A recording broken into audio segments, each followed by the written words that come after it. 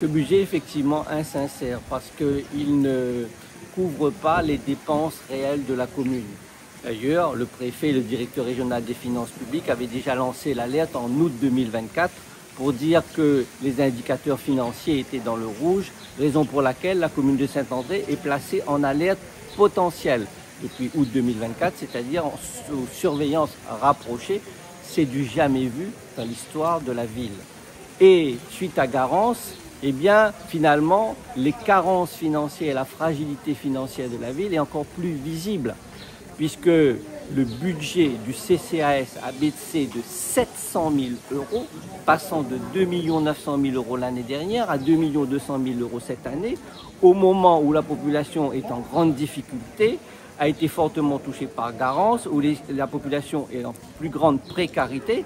C'est là que le maire baisse le budget de 700 000 €, moins 25%. Dans le même contexte, à Saint-Benoît, on a alloué une enveloppe de 500 000 €, une enveloppe exceptionnelle de 500 000 € pour les sinistrés de Garance. Mais ici, non seulement on n'a pas d'enveloppe exceptionnelle, mais en plus, il baisse le budget du CCAS. C'est à lui seul. Il a voté un budget d'1 million d'euros pour Garance. 1 million d'euros en investissement. Et j'en viens au deuxième point qui marque la fragilité de la commune.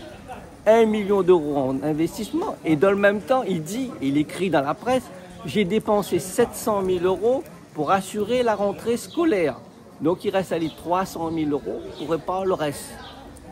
Pour réparer les équipements sportifs qui ont été fortement touchés. Saint-André doit être l'une des seules villes de la Réunion où le championnat de D2 n'a pas démarré. En tout cas, on n'a pas pu accueillir sur nos terrains, au stade de Baby-la-Rivière en particulier, le premier match, le match de championnat pour la reprise. Football, hein. Je parle de football, et je parle du stade Baby-la-Rivière, le stade du centre-ville.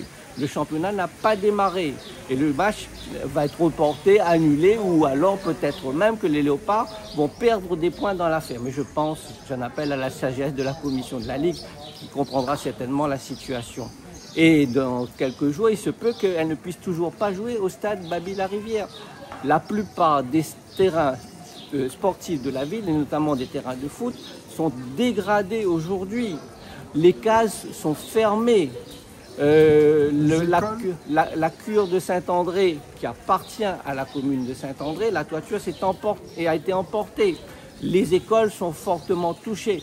Prenons le cas de l'école du docteur Martin, chemin du centre, où les faux plafonds se sont envolés et ont été fortement touchés, ce qui fait que les classes de CM2 vont de temps en temps au collège d'à côté, collège Fayard, pour qu'ils puissent continuer leur cours, et que les élèves de CP qui étaient à l'étage sont répartis dans les autres classes, ce qui fait que les classes sont en surnombre.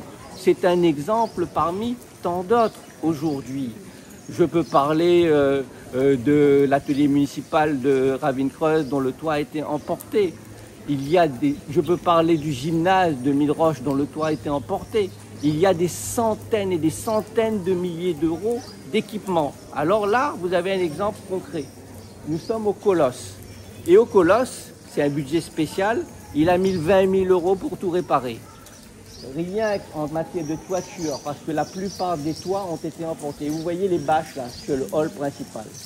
Et si on va aller aux toilettes, on verra que la toilette est inondée là, ici, aujourd'hui. Parce que les bâches, malheureusement, ne peuvent pas abriter et assurer une étanchéité totale. Et la plupart des toitures ici ont été impactées et on retrouve un certain nombre de toitures avec des bâches aujourd'hui. Il n'y a plus de clôture au Colosse, ça n'est plus sécurisé. L'équipement électrique dans un contexte où il n'y a plus de toiture adaptée est défaillant.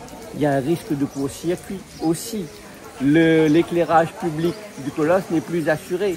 Et quand je lis que dans le budget, en matière d'investissement, on a prévu 20 000 €, donc 300 000 € pour les autres équipements de la ville, et pour le Colosse 20 000 €, on en a pour Obama 500 000 €, d'après les éléments que je vous ai cités.